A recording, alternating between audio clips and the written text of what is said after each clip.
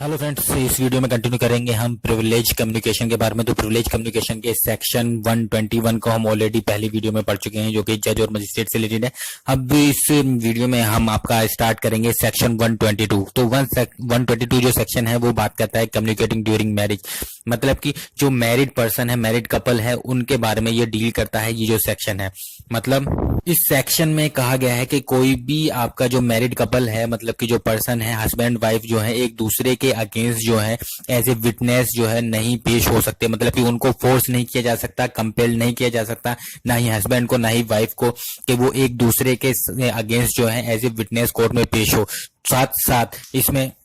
साथ इसमें यह है कि अगर हस्बैंड या वाइफ खुद अपनी मर्जी से वॉलेंट्री मतलब कि पेश होना चाहें एक दूसरे के अगेंस्ट एज ए विटनेस, तो उनको परमिट नहीं किया जाएगा कि वो उनके बीच में जो कम्युनिकेशन हुआ है वो उस चीज को एज ए विटनेस कोर्ट में पेश करें। तो इसमें जैसे हमने पढ़ा था, प्रिविलेज कम्युनिकेशन के दो टाइप पढ़े थे, एक प्रिविलेज वाला पढ़ा था, एक प्रोहिबिट वाला पढ़ा था। तो इस सेक्शन में वो दोनों चीज ही अप्लाई होती है, मतलब कि ना ही उस पे हस्बैंड या वाइफ पर किस तरह का फोर्स किया जा सकता है, दबाव बनाया जा सकता है एज ए विटनेस पेश होने के लिए, और ना ही वो अगर खुद अपनी मर्जी से वॉलेंट्री देना चाहे एज ए विटनेस पेश होना चाहे, तो अपने हस्बैंड के सामने जो है अपनी या अपनी वाइफ के अगेंस्ट जो है एज ए विटनेस पेश नहीं हो सकते, उनको परमिट नहीं किया जाएगा कोर्ट के द्वारा। मैं एग्जाम्पल के तौर पे अगर बात करें, सपोज करिए हस्बैंड ने कोई चोरी करी है और वो चोरी करके अपनी वाइफ से बताते कि ऐसे ऐसे मैंने ये चीज चोरी करके लाया हूं, आपके लिए ये गहना है, तो वो अपनी वाइफ को बताता है। तो उसकी वाइफ जो अगर खुद अपनी मर्जी से भी चाहे अपने हस्बैंड के अगेंस्ट एज ए विटनेस पेश होना उस चोरी के लिए कि मेरे हस्बैंड ने मुझे बताया था, तो वो कोर्ट उसको परमिट नहीं करेगा। उस तरह का जो एविडेंस है वो आपका इरिलीवेंट माना जाएगा, रिलीवेंट नहीं माना जाएगा, कोर्ट के द्वारा एडमिसेबल नहीं होगा ये आपका। तो मैरिड टाइम में, ड्यूरिंग मैरिड टाइम में अगर हस्बैंड वाइफ के बीच में कोई भी कम्युनिकेशन हुआ है तो वो चीज जो है मतलब कि हस्बैंड वाइफ एक दूसरे के अगेंस्ट उस चीज को यूज नहीं कर सकते, या फिर एक दूसरे के अगेंस्ट जो है एज ए विटनेस जो है प्रेजेंट नहीं हो सकते वॉलेंट्री और ना ही कंपेल्ड फोर्सली। कोर्ट इस चीज को एडमिसेबल नहीं करेगा। हालांकि इसके देखा जाए तो कुछ एक्सेप्शन भी है, तो उन एक्सेप्शंस की हम बात करते हैं। एक्सेप्शन से पहले इसी सेक्शन का जो और चीज है, दूसरा पार्ट है, अगला जो पार्ट है उसको हम आपका कवर कर लेते हैं। पहले उस पार्ट को मैं आपको समझा देता हूँ, एक्सप्लेन कर लेता हूँ। तो जैसे मैंने बताया, पहली चीज तो जो हस्बैंड वाइफ के बीच में जो कम्युनिकेट हुआ है, जो कम्युनिकेशन हुआ है, उसके विटनेस नहीं हो सकते। दूसरे मैंने यहाँ पे वर्ड यूज किया है ड्यूरिंग मैरिज, मतलब कि मैरिज के टाइम पर, मतलब कि अगर शादी से पहले, एग्जाम्पल के तौर पर अगर शादी से पहले, शादी अभी हुई नहीं है, शादी से पहले कोई भी आपका केस हुआ है, कोई भी इंसिडेंट हुआ है और जो उसका फियोंसे है उसने अपने उसको कम्युनिकेट कर दी है वो चीज, तो उस केस में जो आपकी उसकी फियोंसे है, मतलब कि उस केस से शादी से पहले अगर कोई केस हुआ है तो उस चीज के लिए वो एज ए विटनेस पेश हो सकती है। फिर जो मैरिड है उसके डिसोल्यूशन के बाद, चाहे वो आपका डेथ हो या फिर आपका चाहे डाइवोर्स हो, ठीक है, डिसोल्यूशन के बाद, मैरिज खत्म होने के बाद, अगर मैरिज के खत्म होने के बाद कोई भी आपका केस हुआ है, कोई भी इंसिडेंट ऐसा हुआ है, उससे रिलेटेड जो कम्युनिकेशन हुई है, मतलब कि शादी होने के बाद, शादी खत्म होने के बाद आपका जो कम्युनिकेशन हुई है उससे रिलेटेड अगर जो वाइफ या हस्बैंड, क्योंकि अब तो वाइफ हस्बैंड वो रही नहीं, अगर आपका एक दूसरे के अगेंस्ट विटनेस पेश होना चाहे तो वो एडमिसेबल होगा। पर यहाँ पर नोट करने वाली बात यह है, इंपॉर्टेंट बात यह है कि ड्यूरिंग मैरिज, मतलब कि जब वो एक मैरिड थे, मैरिज के टाइम पर अगर कोई भी बात कम्युनिकेट की गई है, उन हस्बैंड ने अपनी वाइफ से या वाइफ ने अपने हस्बैंड से कोई भी बात जो है, कोई भी चीज कम्युनिकेट करी है, और मैरिज के डिसोल्यूशन के बाद अगर हस्बैंड या वाइफ एक दूसरे के अगेंस्ट जो है एज ए विटनेस पेश होना चाहे और उस जो की बात कम्युनिकेट की गई थी मैरिज के टाइम पर, तो अगर उस बात को एज ए एविडेंस पेश करना चाहे तो ये भी कोर्ट के द्वारा एडमिसेबल नहीं होगी। देखा जाए तो मैरिज डिसॉल्व हो चुकी है, पर क्योंकि बात जो आपका कम्युनिकेट की गई थी वो ड्यूरिंग मैरिज की गई थी, तो इसलिए वो जो चीज है, वो बात जो है आपका एडमिसेबल नहीं होगी। अब बात करते हैं एक्सेप्शंस के कि कौन कौन से एक्सेप्शंस हैं। तो पहला जो आपका एक्सेप्शन है इस केस का, इस सेक्शन का पहला एक्सेप्शन है कि एक्ट्स अपार्ट फ्रॉम कम्युनिकेशन। का मतलब है कि हस्बैंड जो है, हस्बैंड ने कुछ भी अपनी वाइफ को नहीं कम्युनिकेट किया है, कुछ भी नहीं बताया है, पर जो उसकी वाइफ है उसने एक्ट वो होता हुआ देखा है, और अगर वो उसको कोर्ट में बताना चाहे एज ए विटनेस, अगर उससे पूछा गया है तो वो अगर बताया जाएगा उसके द्वारा तो वो एडमिसेबल होगा। इसका जो बेस्ट एग्जाम्पल है आपका राम, एक केस है राम भरोसे वर्सेस स्टेट ऑफ यूपी। इस केस में क्या हुआ था, इस केस में ये हुआ था कि जो एक्यूज पर्सन था उसने जो आपके नेबर था वहां पर गया, उसने चोरी करी,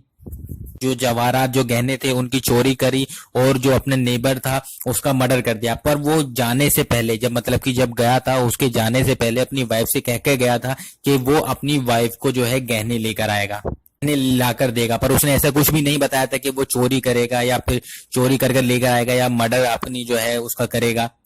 जब उसकी वाइफ से जो एज ए विटनेस जो है कोर्ट में पूछा गया तो उसने बताया कि वो जो है, उसको ये तो पता थी कि वो जो डिजीज पर्सन है, मतलब जिसकी उसने मर्डर किया है, उसके घर गया है, और उसकी वाइफ ने बताया कि उसने अगले दिन अपने हस्बैंड को जो है छत पर से उतरते हुए देखा था अर्ली मॉर्निंग, और फिर वो जो फोडर स्टोर था, मतलब कि जो भूसे की कोठरी थी उसमें गया, फिर वहां पर मतलब कि, और उसके बाद उसने जो है वो नहाया, और नहा के उसने जो है सेम वही कपड़े आपके पहन लिए। उसके बाद वो उसके पास आया और उसने जो जवाहरात वो लाया था वो उसने उसको पेश किए, उसको दिए अपनी वाइफ को।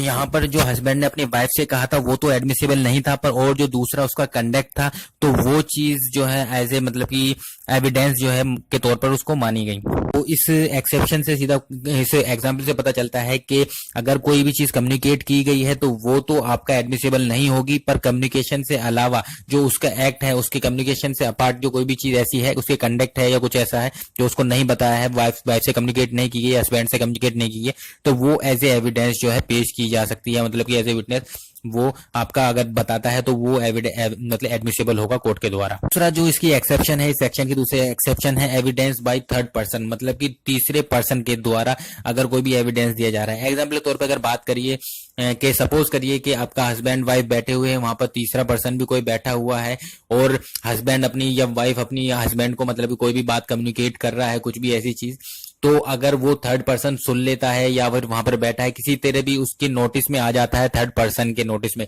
तो वो थर्ड पर्सन जो है एज ए विटनेस जो है वो पेश हो सकता है, वो बात बता सकता है जो कि हस्बैंड वाइफ के बीच में हुई है, और जो भी उस थर्ड पर्सन के द्वारा बताया जाएगा वो कोर्ट के द्वारा एडमिसेबल होगा।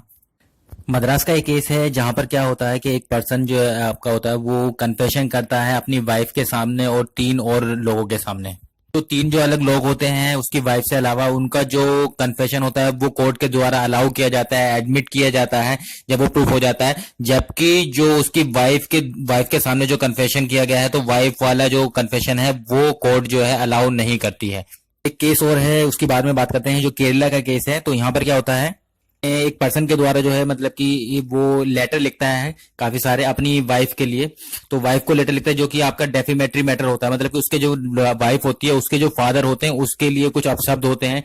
डेफिमेटरी जो है लेटर होता है, मैटर होता है उसके फादर के लिए। तो उसकी वाइफ क्या करती है, वो लेटर अपने फादर को दिखा देती है, मतलब कि उसके हस्बैंड ने आपके लिए मतलब कि ये ऐसे ऐसे वर्ड यूज किए गए हैं, ऐसी चीजें बोली हैं, तो वो चीज जो है वो अपने फादर को दिखा देती है लड़की जो होती है। जो केरला हाईकोर्ट थी, केरला हाईकोर्ट के द्वारा जो ये एविडेंस है ये रिजेक्ट कर दिया जाता है जो पेश किया जाता है, पर जो सुप्रीम कोर्ट है, सुप्रीम कोर्ट इस जो डिसीजन दिया जाता है आपका केरला हाईकोर्ट के द्वारा, इसको ओवर रूल कर देती है। एक और केस की बात करते हैं जो कि इंग्लिश केस है। इस इंग्लिश केस में क्या होता है कि एक जो शिप पे काम करने वाला आदमी होता है वो अपने उसके बोर्ड पे मतलब कि जो शिप पे जो एक और आदमी काम करता है उसका मर्डर कर देता है, तो वो एक लेटर लिखता है जिसमें कन्फेशन वो करता है, मतलब कि उसके द्वारा जो है ये क्राइम हो गया है और अपनी वाइफ को ये लेटर जो है वो भेजना चाहता है। तो वो उस जो अपनी वाइफ को लेटर लिखता है जिसमें वो कन्फेशन करता है कि मेरी द्वारा या मेरे से जो है एक आदमी की मतलब कि मर्डर हो गया है या वो एक आदमी को मार दिया है, तो वो लेटर वो अपनी वाइफ को देने के लिए आप उसका जो कलीग होता है वो एक कलीग को दे देता है कि मेरी वाइफ को ये लेटर जो है आप पहुंचा दीजिएगा। पर वो कलीग क्या करता है, वो उसको पढ़ के जो उसको पुलिस को पास कर देता है, मतलब पुलिस को दे देता है, उसको वाइफ को देने की बजाय वो पुलिस को वो जो है लेटर उसका दे देता है, कन्फेशन वाला जो लेटर होता है। तो कोर्ट के द्वारा यही कहा गया कि ये जो है ये इन एडमिसिबल है, मतलब कि ये मान्य नहीं है। तो इस केस के अंदर इस सेक्शन मतलब कि जो एक्सेप्शन है एविडेंस बाय थर्ड पर्सन, इसके अंदर ये है कि अगर जो थर्ड पर्सन है वो किसी तरह की जो इंफॉर्मेशन है, जो कम्युनिकेशन है, वो चोरी छुपी लुपा छुपी आपका जो है सुनता है या उसको मिलती है, तो उस केस में तो वो एविडेंस जो है थर्ड पर्सन जो है प्रेजेंट कर सकता है और उसके द्वारा जो एडमिशन वो दिया जाएगा, एविडेंस जो दिया जाएगा वो एडमिसेबल होगा। पर अगर जो स्पाउस है वो खुद वॉलेंट्री जानबूझ के अपनी मर्जी से अपनी इच्छा से उस एविडेंस को, उस चीज को जो है किसी दूसरे थर्ड पार्टी को दे देती है, मतलब कि जो स्पाउस है जानबूझ के उस एविडेंस को थर्ड पार्टी को दे रहा है, तो उस केस में जो वो एविडेंस है तब भी आपका जो प्रिविलेज है वो बना रहेगा, मतलब कि वो एडमिट नहीं किया जाएगा कोर्ट के द्वारा। तो इसमें चीज में क्लियर है कि अगर जो थर्ड पार्टी है, थर्ड पार्टी को जो एविडेंस है या मतलब जो भी आपका जो कम्युनिकेशन हो रही है हस्बैंड वाइफ के बीच में वो चोरी छुपे मिलती है, वो या वो किसी तरह से चोरी छुपे वो निकाल लेता है, उस चीज को सुन लेता है या वो उस चीज को लेटर है या डॉक्यूमेंट को चुपके से वो कर लेता है, तो उस केस में तो वो एडमिसेबल होगा। पर अगर जो स्पाउस है, जो पार्टी है, मतलब कि उनके द्वारा खुद दिया जा रहा है, वॉलेंट्री वो चीज दी जा रही है, तो उस केस में वो एडमिसेबल नहीं होगा, वो प्रिविलेज उसका मिलेगा। तो थर्ड एक्सेप्शन की अगर बात करें तो थर्ड एक्सेप्शन है आपका waiver of privilege. Waiver of privilege का मतलब है जो स्पाउस है या हस्बैंड वाइफ जो भी है, मतलब उनमें से कोई भी अगर वो खुद अपनी कंसेंट दे देती हैं, जहां पर जो है हस्बैंड या फिर वाइफ जो है दूसरे को, मतलब कि हस्बैंड वाइफ को अपने उसको इजाजत दे देती है कि आप जो है मतलब कि मेरे अगेंस्ट जो है विटनेस या फिर एविडेंस जो कम्युनिकेशन हुई है उसको बता सकते हैं, पे बोल सकते हैं, तो उस केस में जो अगर वो वेव ऑफ कर रहा है तो उस केस में आपका वो एक तरह से एक्सेप्शन है और ये एडमिसेबल होगा कोर्ट के द्वारा। सपोज करिए जो स्पाउस है, स्पाउस आपस में कोई कम्युनिकेशन कर रहे हैं, कोई भी कन्वर्सेशन है, उनके स्पाउस के कन्वर्सेशन को किसी टेप के जरिए जो रिकॉर्ड कर लिया गया है, कोर्ट के अंदर ये चीज एडमिसेबल है, इसको एविडेंस माना जाएगा, एविडेंस के तौर पे जो है कोर्ट इसको एडमिसेबल है, इसको मानेगी।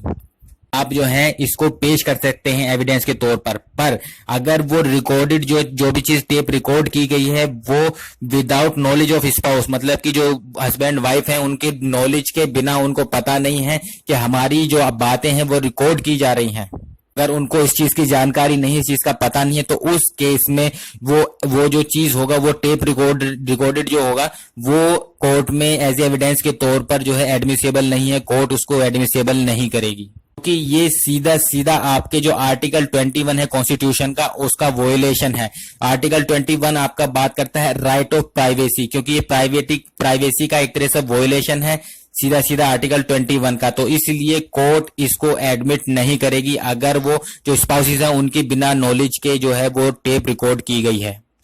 फोर्थ एक्सेप्शन की अगर बात करें, फोर्थ एक्सेप्शन है आपका क्राइम्स और suit between married person. Section 122 का फोर्थ आपका एक्सेप्शन है। इसमें क्या है कि अगर जो हस्बैंड वाइफ हैं, जो स्पाउस हैं, उनमें आपस में ही किसी तरह का कोई केस चल रहा है, कोई सूट कर दिया है, उस केस में उनके बीच में जो कम्युनिकेशन हुई है वो आपका यूज की जा सकती है एविडेंस के तौर पर और कोर्ट के द्वारा ये एडमिसेबल होंगी। अगर हस्बैंड जो है किसी तरह का, मतलब कि सपोज करिए कोई भी आपका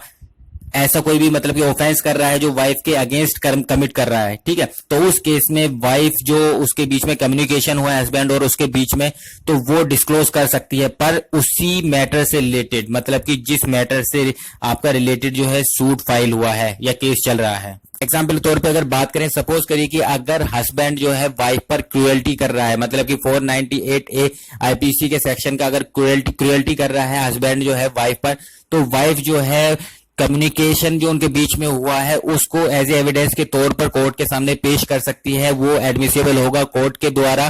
पर उस चीज से रिलेटेड, मतलब क्रुएल्टी से ही रिलेटेड जो केस चल रहा है। ऐसा नहीं है कि वाइफ जो है किसी और केस से रिलेटेड, उसने कोई चोरी करी थी या कोई मर्डर किया था उससे रिलेटेड आपका वो बताएगी, वो एविडेंस जो है मान्य नहीं होंगे। ये था हमारा सेक्शन 122 और आगे के जो सेक्शन है हम अगली वीडियो में पढ़ेंगे। Hello friends,